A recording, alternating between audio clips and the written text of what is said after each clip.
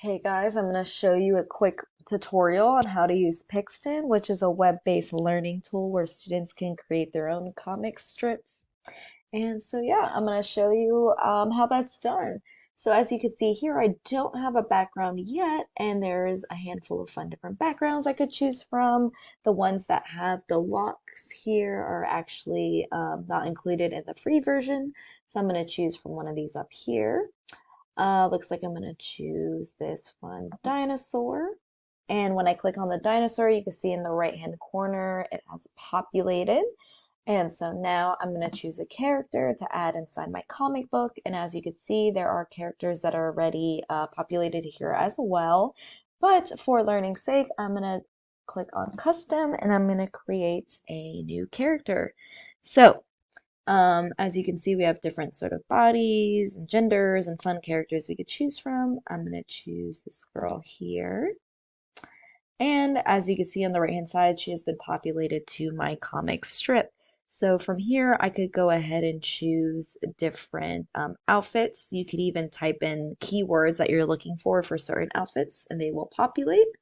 So I'm going to choose an outfit for her.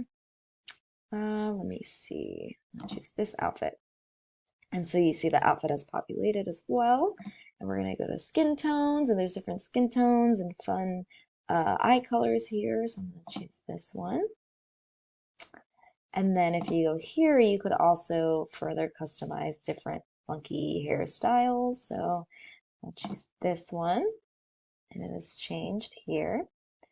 So if we click on focus, we could choose where we want the focus to be on, whether we want it to be in our character, far away, have the dinosaur here. So I actually think I'm gonna have the dinosaur here. And then we click on words. And right here, there's different little bubbles that will come up depending if you're choosing on speech, thought, shout, or whisper. I'm gonna have my girl shouting because she's scared. There is a T-Rex there. So we're gonna type out what we want her to say. Since she's scared, we're gonna say ah. Let's see, let's capitalize that. Ah, don't, oh, don't eat me. And we're gonna click on this green check mark here. And look, ah, don't eat me has populated as a shout. And again, if I could just show you, if I went to do thought, the bubble would change into a thought bubble. I'll show you speech. Speech bubble is different, similar comic book style here. And then whisper, we also have a fun little bubble here for whisper. So I'm going to go back to shout because she's terrified. It's a T-Rex. And then now that we have the shout taken care of, the shout bubble, what we want them to say, I'm going to go to faces here. And as you can see, she would probably be pretty terrified. There's a T-Rex, so we're going to give her a scared face.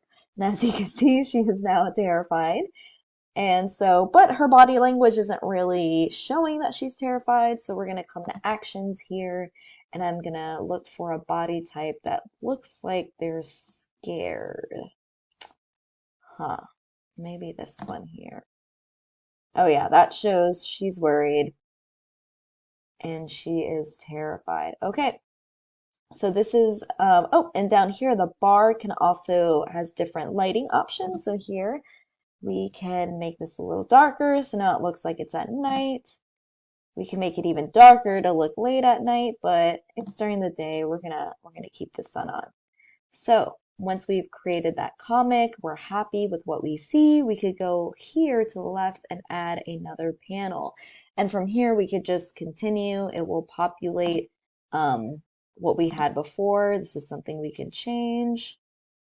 Say if we wanted to have her in the house, we could change the house. If we wanted to start from scratch, we could start from scratch. And so once we continue and keep going down and create our little comic strips, if we wanted to take a look at how the story is progressing, we could click right here and we could sort of see how the story is progressing from one scene to the other, which is fantastic. And then also in the left-hand corner here, we're able to name our comic. So we could put dinosaur comic strip if we wanted to. and click this here, and that would save our dinosaur comic strip. And we could click done, and we would have that ready to present. So yeah, this is just one of the many fun ways you could use Pixton. You could go through characters and add more characters to your storyline so that there's even more people involved in the story. Um, Here, like as I clicked on that character, and as you see here, they populated.